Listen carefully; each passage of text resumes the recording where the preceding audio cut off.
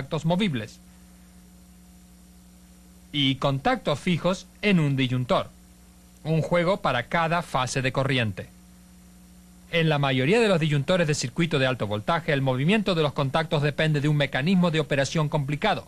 El mecanismo consiste de una serie de articulaciones mecánicas y aparatos de retención que cierran y abren el disyuntor. Los contactos están generalmente cerrados en una de dos maneras, usando la energía almacenada de un resorte cargado o por medio de la acción de un solenoide. A menudo se usa un motor eléctrico para cargar un juego de resortes adentro del disyuntor. A medida que el motor opera, el resorte en este ejemplo es comprimido o cargado. Cuando está completamente cargado, el resorte tiene suficiente energía como para obligar a que se cierren los contactos del disyuntor. Una de las maneras en que la energía del resorte puede ser soltada es por medio de este botón en la placa plana del disyuntor. Cuando se presiona el botón, un retén adentro del disyuntor suelta la presión del resorte y los contactos se cierran. Otro aparato que se usa comúnmente para cerrar los contactos del disyuntor es un solenoide. Un solenoide consiste básicamente de un émbolo movible adentro de una bobina electromagnética.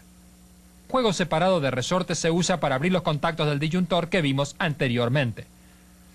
Cuando los contactos se cierran, parte de la energía dada por los resortes que se cierran se transfiere a otro juego de resortes.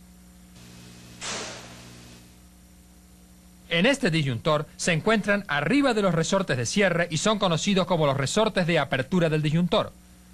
Los resortes de apertura almacenan energía hasta que se accione el disyuntor. Accionar un disyuntor se define como cualquier acción que causa que se abran los contactos del disyuntor.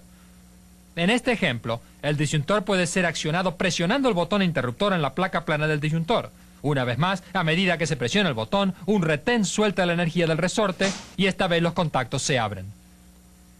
A menudo es más seguro y más conveniente cerrar y accionar a los disyuntores de alto voltaje desde un sitio remoto. En su planta hay una fuente separada de potencia de bajo voltaje conocida como potencia de control que se usa para la operación remota de ciertos componentes de la planta. La potencia de control permite que un operador en otra parte de la planta pueda cerrar o accionar un disyuntor si se necesitara. Ahora, cuando un disyuntor de circuito se abre o se acciona, tiene que extinguir un arco para poder detener el flujo de corriente en un circuito eléctrico. Un arco es corriente eléctrica que salta el espacio entre dos terminales de potencial diferente. En un disyuntor de circuito esto ocurre entre un juego de contactos. A medida que los contactos se separan, se forma un espacio entre ellos. La corriente que fluye por el disyuntor trata de mantener el circuito saltando el espacio. Esto crea un arco. Los efectos de la corriente y el voltaje se combinan para establecer el arco. La corriente produce calor y el calor ayuda a mantener el arco. La cantidad de calor producida por el arco depende de la cantidad de corriente, pero la distancia que el arco puede recorrer depende de la cantidad de voltaje.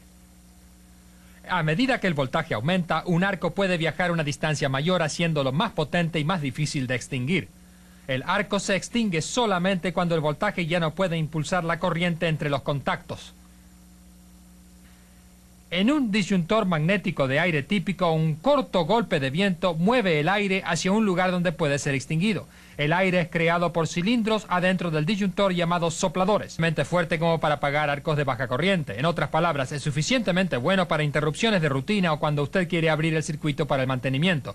Pero el soplador quizás no pueda hacer mucho con un arco más fuerte, tales como los que ocurren cuando un disyuntor interrumpe un circuito. Para apagar esos arcos se necesitan otros aparatos.